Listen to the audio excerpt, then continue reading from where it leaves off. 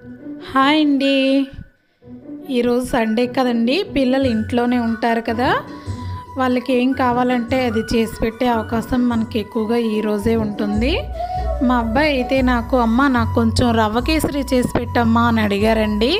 పిల్లలు అడిగితే ఏ తల్లండి కాదుంటుంది, తప్పకుండా చేస్తాను నాన్న అని చెప్పి వెంటనే స్టవ్ వెలిగించుకొని స్టవ్ పైన ప్యాన్ పెట్టుకొని నేను కొంచెం నెయ్యి అయితే వేసుకున్నానండి. నెయ్యి వేసుకున్న తర్వాత ఒక 10 జీడిపప్పులు వేసుకొని, జీడిపప్పులు గోల్డెన్ కలర్ వచ్చేంత వరకు వేయించుకున్నాక 2 ఇలాచీ వేసుకొని వాటిని కూడా వేయించుకున్నాను. అవి కూడా వేగిన తర్వాత ఒక కప్పు రవ్వ తీసుకున్నానండి. కప్పు రవ్వ వేసుకొని సిమ్లో పెట్టుకొని వాటిని గోల్డెన్ బ్రౌన్ కలర్ వచ్చేంత వరకు నేను ఆ రవ్వను కూడా వేయించుకున్నాను.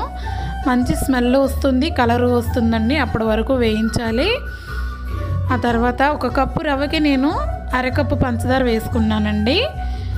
ఆ రెండు కూడా బాగా కలిసేలాగా కలుపుకోవాలి. కప్పుకి అరకప్పు సరిపోతుంది. స్వీట్ ఎక్కువ తినేవాళ్ళైతే కనుక, స్వీట్ తినే వాళ్ళైతే ఇంకొంచెం వేసుకోండి. వేసుకున్న తర్వాత వాటిని బాగా కలపాలండి, రెండు బాగా కలవాలి. ఇంకా పంచదార కూడా కొంచెం కరుగుతుంది.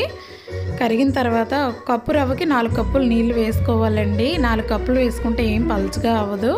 ఉండలు కట్టకుండా కలుపుకోవాలండి. కలుపుకొని దాన్ని 2 నిమిషాల పాటు సిమ్లో ఉంచేయాలండి. సిమ్లో ఉంచేస్తే దగ్గర పడుతుంది. రవ్వ బాగా ఉడికి కొంచెం ఉబ్బుతుంది కూడాను.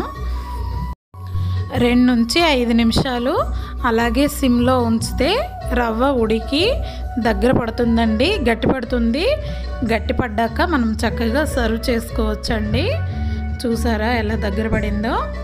ఇంకా చక్కగా ప్లేట్లో వేసుకుని సర్వ్ చేసుకోవడమే. ఎంతో ఇష్టమైన రవ్వ కేసరి రెడీ అండి. మీకు నచ్చితే కనుక కొంచెం నెయ్యి వేసుకొని కలుపుకుంటే ఇంకా బాగుంటుందండి. మా అబ్బాయి మరీ ఎక్కువ నెయ్యి అయినా జిడ్డు అంటాడని వేయలేదు.